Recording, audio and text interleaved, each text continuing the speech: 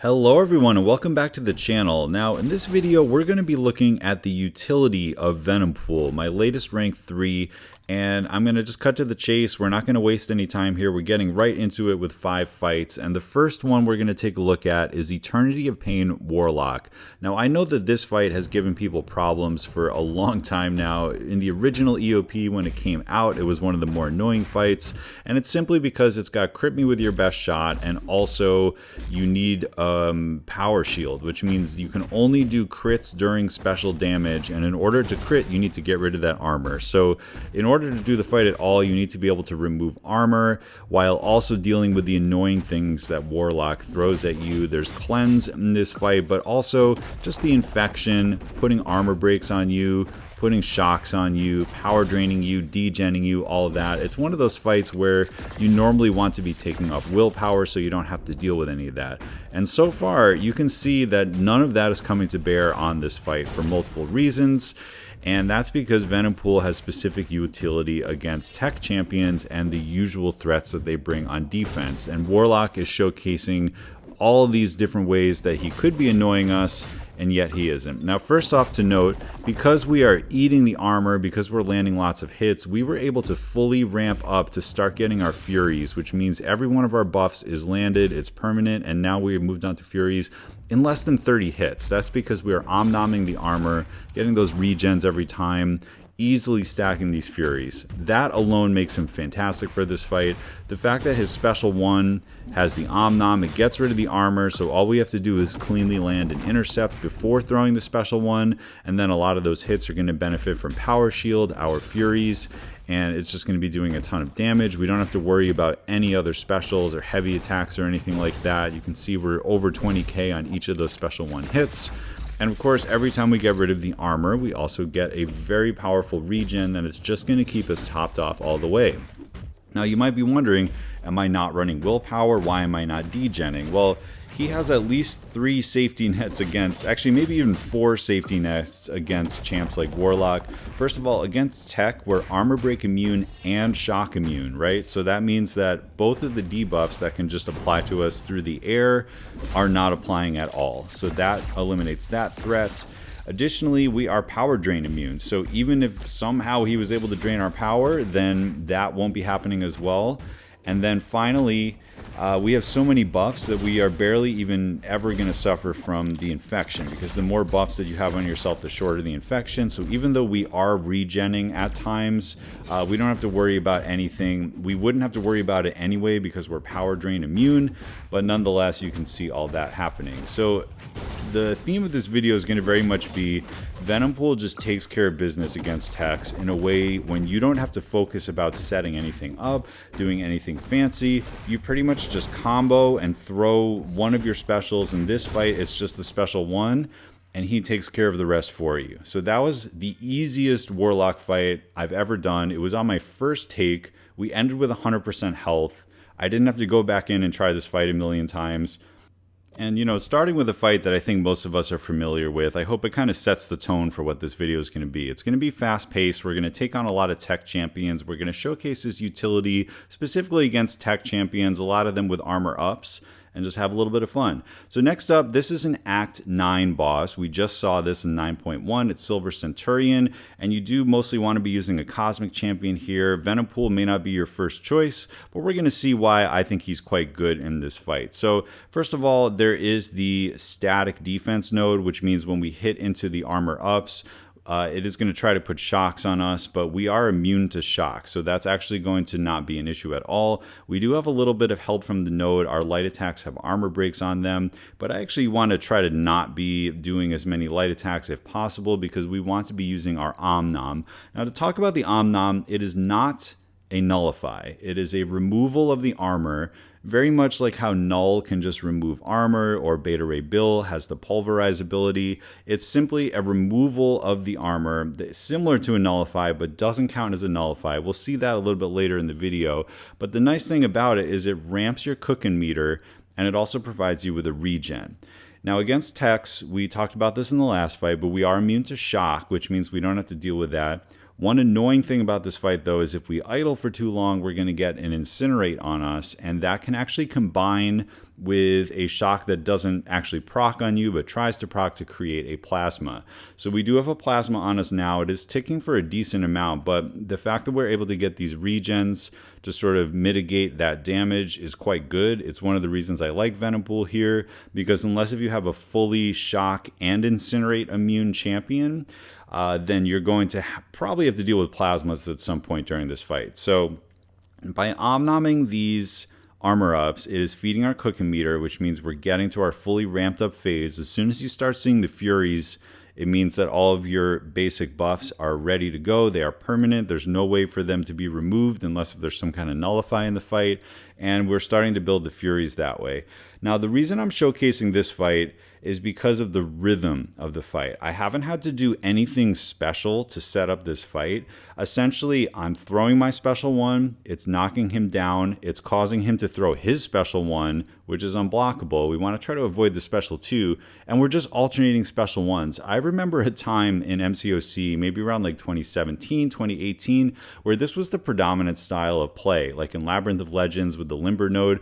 You want them to throw your special one, you want to throw your special one, knock them down, keep alternating the specials. There's no need for AI manipulation or taunt or anything like that. That rhythm that you get is just, it's AI manipulation unto itself.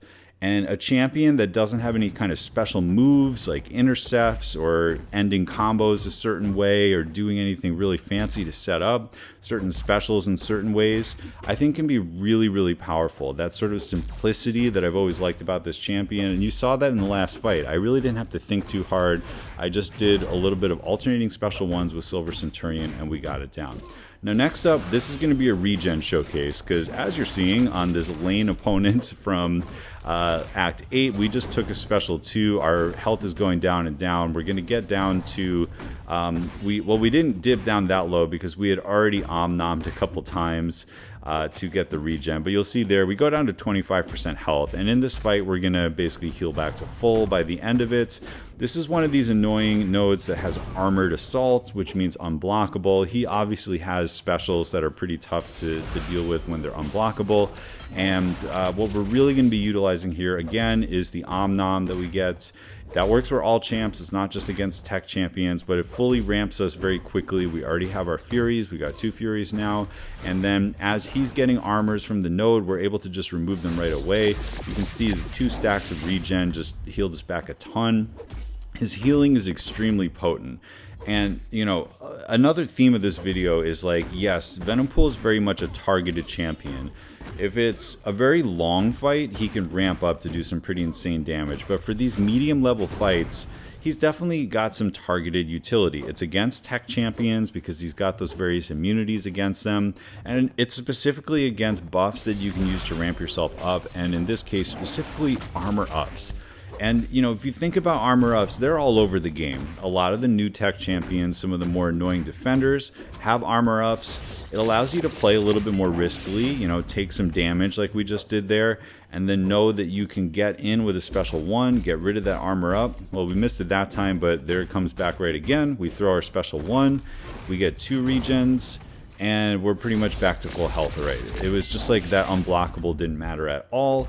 Again, this is just a path opponent on Act 8, so nothing too difficult, but it is the last fight on the path, and unblockable Green Goblin isn't necessarily the most fun time, and he goes down. So that's basically Venompool almost ending at 100% health after tanking a special 2 from Green Goblin.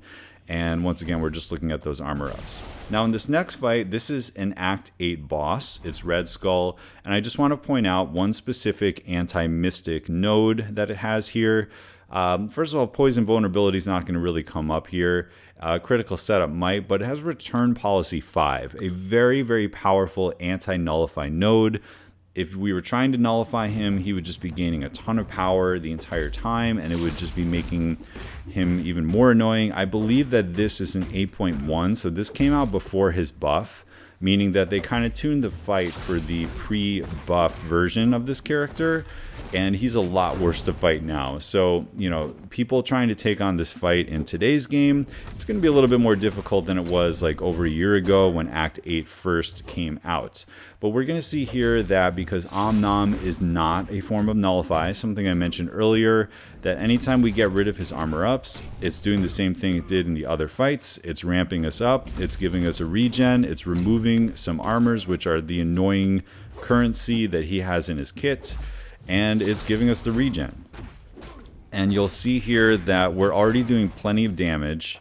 We are about to get into our Fury phase already with less than 40 hits. And that should do it. We're already in the Fury phase, and we're just kind of heavy countering here. We could also bait the special 2. We could take lots of blocked hits, and it won't be the end of the world. We also have a chance to Omnom that steady perseverance buff if we want to do that. And, you know, it's nice against a character like this with massive crit resistance that every once in a while our crits will land because we have a precision buff, which will help, but also we have the bleed as another source of damage. Now, another thing I'm going to show in this fight is that I think at one point I hit his block, and I'll call that out when it happens. And, you know, when he has a bunch of armors, that's a ton of damage back, and we're not immune to that damage when we take the blocked hit. But the fact that, right there it was, yeah, so we took like 7% health on a blocked hit, but you can see just by throwing a single special 1, it completely negates that block damage that we had. Now, where will this come up? I think in Battlegrounds, it definitely can come up because sometimes you want to hit the block of the opponent in order to, you know, manipulate them to do something with their AI and such. And the fact that you can regen it back right away, like we did right there, and he's going to just sort of bleed out, and we ended with 100% health, even with hitting his block a few times, and we weren't punished by the Nullify. So again, hope that shows just a little bit of a side of his utility, and we're going to move on to, I believe, our final fight. Yes, this is it. This is another Act 8 boss, and it's Penny Parker. And, you know, now there's like a ton of Penny Parker counters. So back in the day, Venom and Venompool were very, very strong. Like before Hulkling came out and Penny Parker was out, they were like some of the best Penny Parker counters. And, you know, I think it's a little bit of a shame that they kind of overdid it with the amount of like hard counters that there are to her. However, you did see there we took the auto block, and what happens is when we're immune to the power burn that we would get from her, it actually ramps us up a little bit faster. It gives us more on our cooking meter, and you'll see later in the fight that actually we are able to use the Furies that we get to get her shield down even faster. So that's kind of the way that we deal with Penny Parker, is that we can still get auto blocked, but we will not get power burned. And then also we end up getting a lot of modified attack, which is going to help us get the shield down. And also when we do get power burned like we just did, it just ramps us up a little bit more. So we have all of our buffs now from the cooking meter. And I think I throw a special, do I throw a special 2 or a special 3? That I'm not sure. But you can see there that now her shield is down. We're going to throw a special 3, get one of those big bleeds on her. I think this fight doesn't have much going on aside from like Mighty Charge and stuff like that. But you can see here we've got her cornered, so our bleed is ticking away nicely. We're getting our Furies, so we're just doing a ton of damage and taking little blocked hits there. All those blocked hits, that helps our cooking meter as well. The thing about Venompool is any action you do, whether it's a block or a hit or hitting their block, it ramps you, right? So any action in the game, just play MCOC, you get ramped up. You can see how fast we're going to get the shield down here. It's like 1, 2, 3, 4 combos, and it's already down to 1. Now it's completely gone. So that's another benefit of having all these Furies on us, and relatively painless, using sort of a non-Hulkling counter there, and she goes down. So anyway, that's all I got for you in this video. This may be stuff that you already know, but I wanted to put it in practice and just show that sometimes a really simple champion who just really hard counters so many tech champions can really have value in this game. Now, he is not a problem solver for like every possible thing in the game, but what am I thinking he's going to come in handy for? Well, if there's ever a pain fight, like a Summer of Sorrow or Spring of Sorrow fight or something like that, Summer of Suffering that has an annoying tech champion with armors, I think he's going to be my first choice.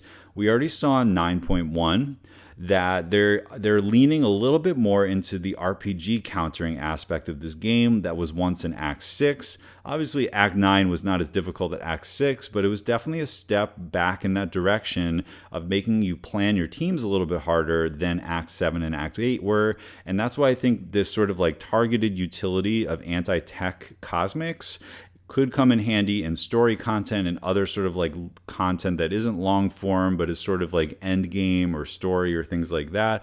And then finally in war, there's bound to be more tech defenders over the years, and having somebody who's immune to the things that they normally throw at you and additionally can just ramp up in sort of a war-sized fight could be pretty good. He's got some good synergies as well, as we've seen in some of my other videos. So anyway, that's going to do it for today. Hope you enjoyed this one. I'm really enjoying Venompool. I think he fits really well on my roster. I'm glad I picked him twice. He's a really fun champion. Hope you learned something today. If not, leave a like, or if you did, also leave a like and a comment. Share it with your friends, and I'll catch you in the next one.